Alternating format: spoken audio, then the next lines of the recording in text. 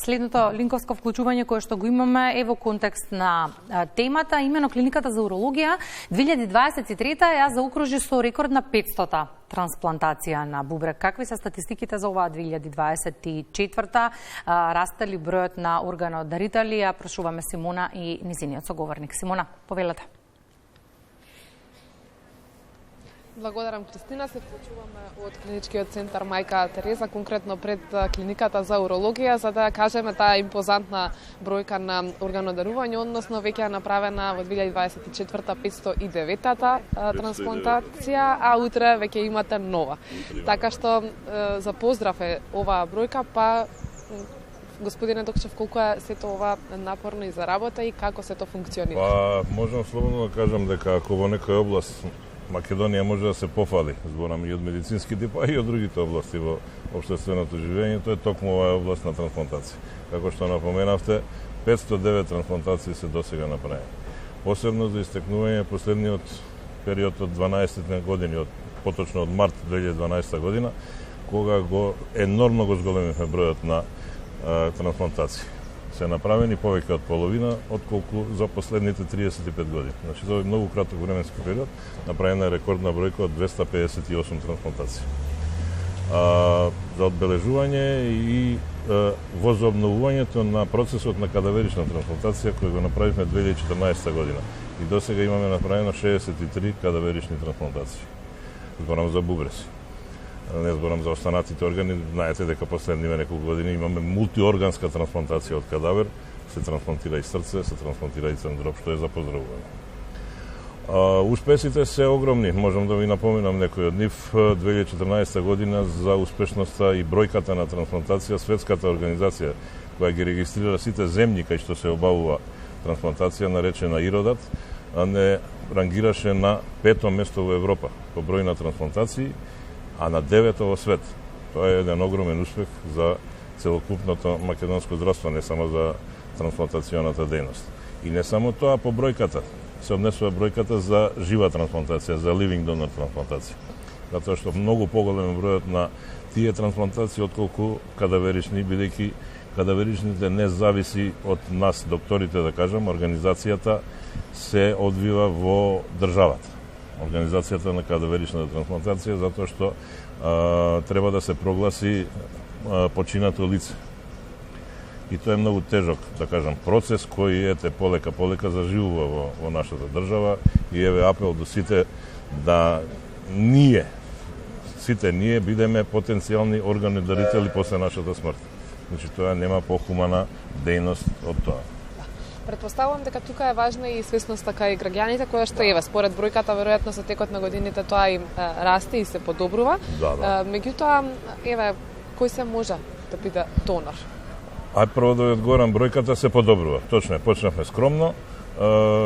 Кадаверична трансплантација беше присутна кај нас уште за време на бившиот систем, бивша Југославија.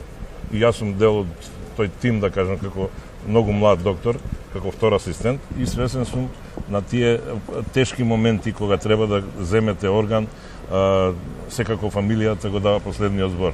Треба да потпишат дека може да се земат органи. Тогаш само бубрези, сега како што рековме и срце и црн дроб. Значи тоа се тешки моменти, меѓутоа мора да ја зголемиме свесноста. Ќе ви кажам бројка, и тоа за време на COVID, 2021 година, направивме за прв пат во историја поголем број на кадаверични трансплантации отколку на living donor трансплантации. Тоа е прв пат во историја на македонската трансплантологија.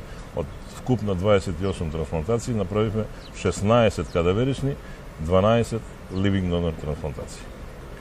Успешноста се движи некаде околу 90%, што е веќе европски и светски просек. Најуспешни години ни се 2012 и 2013. 2012 имаме успешност од 100% преживување на пациентот и графтот, а 2013 година 95%. Тоа се огромни проценти на успех и така би требало да биде и во иднина.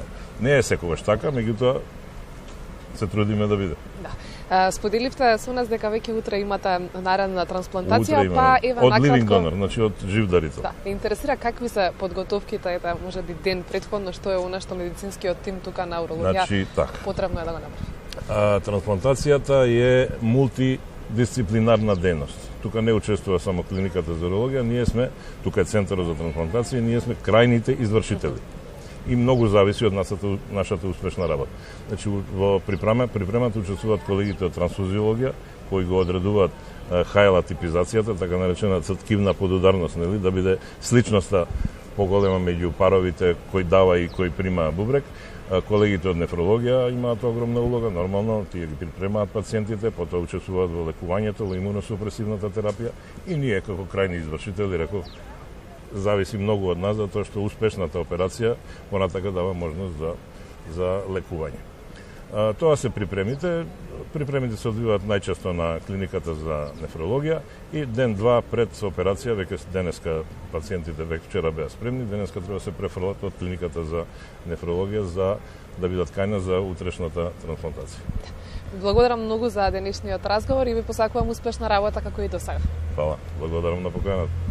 Благодарам уште еднаш, тоа беше разговорот со урологот Сашо Дохчев во однос на тоа колку е успешна трансплантацијата во Македонија во последните години со оглед на тоа што веќе имаат направено и 509-та трансплантација на органи, така што треба да се подигнува и свеста кај луѓето за донирање, односно кој се може да биде донор, па се надевам дека можеби и ова ќе допре до оние кои што размислуваат дали после треба да се остават органите или не. Благодариме, Симона, за информациите. 9 плюс трансплантации имаме на бубрек во ова 2024, што е добра бројка.